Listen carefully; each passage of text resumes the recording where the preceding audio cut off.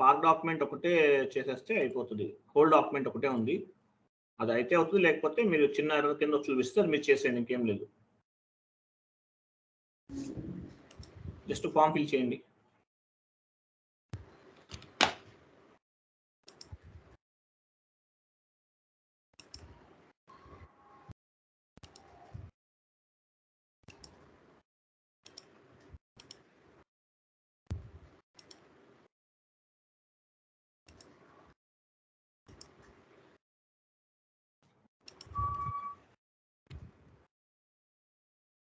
ఇవ్వండి.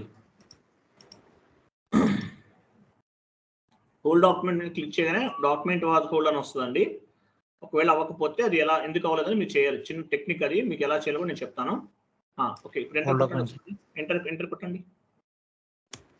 40-30 ఇవ్వలేదు సార్. ఏంటి ఏమి ఇవ్వలేదు? 40 డెబిట్ 50 క్రెడిట్ అని ఇవ్వలేదు సార్. ఇక్కడ ఎవరండి, ఇక్కడ ఇవ్వాల్సిన పనులు ఇక్కడ ఆటోమేటిక్గా తీసుకుంటుంది. FB50లో ఆటోమేటిక్గా డెబిట్ క్రెడిట్ అనేది తీసేసుకుంటుంది. మీకు కింద డెబిట్ క్రెడిట్ ఇచ్చాం కదా, డెబిట్ అంటే ఏంటి? 40 అని అర్థం. కింద క్రెడిట్ చూపించండి. ఆ డెబిట్ అంటే అది 40 అని మీనింగ్. అక్కడ ఏంటంటే సపరేట్ నెంబర్స్ ఇస్తాం, ఇక్కడ నెంబర్స్ ఇవ్వమండి. FB50లో నెంబర్స్ ఏమి ఇవ్వం మనం, F-02లో మాత్రమే ఇస్తాం. అక్కడ గుర్తుపెట్టుకోండి. పైన సిమ్యులేట్ పక్కనే హోల్ డాక్యుమెంట్ చూడండి, క్లిక్ చేయండి దాని మీద. ఓకే, టెంపరరీ నెంబర్ అడుగుతుంది, అంటే డాక్యుమెంట్ హోల్డ్ చేస్తాం. టెంపరరీ నెంబర్ అడుగుతుంది, ఎందుకంటే ఏదైనా ఒక నెంబర్ అనేది మనం నోట్ చేసుకుంటాం అనమాట. 1 ఇవ్వండి, క్లిక్ చేయండి. డాక్యుమెంట్ 1 వాస్ హోల్డ్ అంట.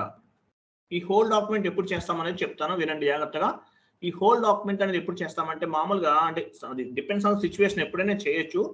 ఎగ్జాంపుల్ ఎవరైనా జాబ్ మానేసి రిజైన్ చేసి వెళ్ళిపోతున్నారు అనుకుందాం, ఎగ్జాంపుల్ జస్ట్ ఫర్ ఎగ్జాంపుల్ మాత్రమే. వాళ్ళకి ఏదైనా శాలరీస్ ఇవ్వాలి, వాళ్ళకి ఏం చేస్తారు, వెంటనే శాలరీస్ అనేది మంత్ ఎండింగ్ అందరితో పాటు కలిపి ఇవ్వరు, వాళ్ళకి ఫైనల్ సెటిల్మెంట్ చేస్తారు.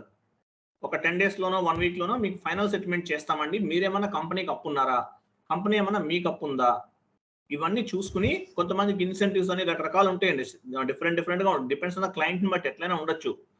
ఆ సేల్స్ పీపుల్ ఎవరు ఉన్నారనుకోండి, వాళ్ళకి ఇన్సెంటివ్స్ అవి ఇస్తుంటారు. సో వీటిని బేస్గా చేసుకుని కొంతమందికి ఏంటంటే ఫైనల్ సెటిల్మెంట్ చేస్తారు, అప్పుడు హోల్డ్ చేస్తారు. లేదు ఏదైనా వేరే పర్టికులర్ రీజన్ ఉంది, మెటీరియల్ అసలు రాలేదు, రాకుండానే వాడు బిల్ ఏదైనా పేమెంట్ చేయాల్సి వచ్చిందా, చెప్పలేము, ఎలాగైనా జరగచ్చు. డిపెండ్స్ ఆన్ సిచ్యువేషన్ బట్టి park document and hold document చేస్తుంటారు అనమాట. ఓకేనా, ఇంకొకటి హోల్డ్ చేసి చూపించండి.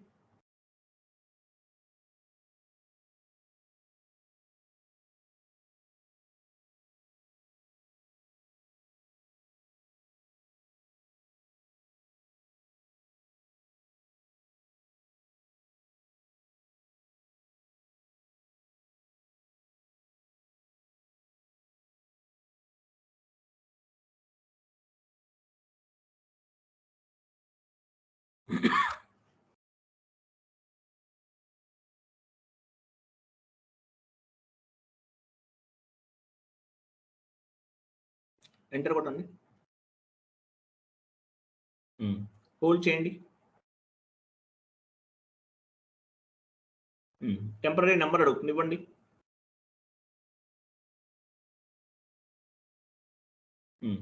డాక్యుమెంట్ 2 వాస్ హోల్డ్ అనే డాక్యుమెంట్ అనేది హోల్డ్ చేసామన్నమాట. 2 డాక్యుమెంట్స్ మనం హోల్డ్ చేసాం. ఓకే, తర్వాత మరి ఇప్పుడు హోల్డ్ డాక్యుమెంట్ ని చూడాలి, ఎలా చూస్తాము? హోల్డ్ డాక్యుమెంట్ డిస్ప్లే FB11 ఇవ్వండి, FB11 ఇవ్వండి.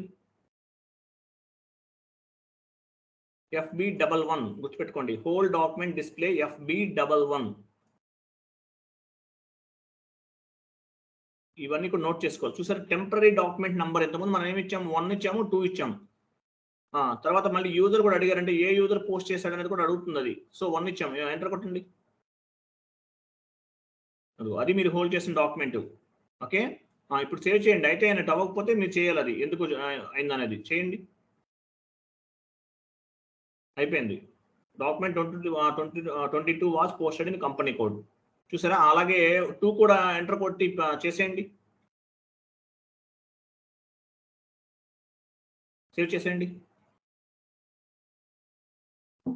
ఓకే, అయిపోయింది. చూసారా, అట్లా డాక్యుమెంట్ ని హోల్డ్ చేసాము అలాగే హోల్డ్ చేసిన డాక్యుమెంట్ ని మనం పోస్ట్ చేసామన్నమాట.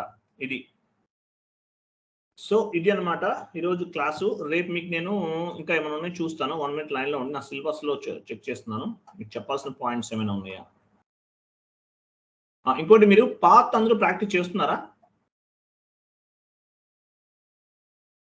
పాత్ ప్రాక్టీస్ చేస్తున్నారా? ఓకే, ఒక పని చేయండి, మీరు ఒక్క నిమిషం క్లాస్ అయిపోయింది కాబట్టి రికార్డింగ్ ఆఫ్ చేయండి. మీకు నోట్స్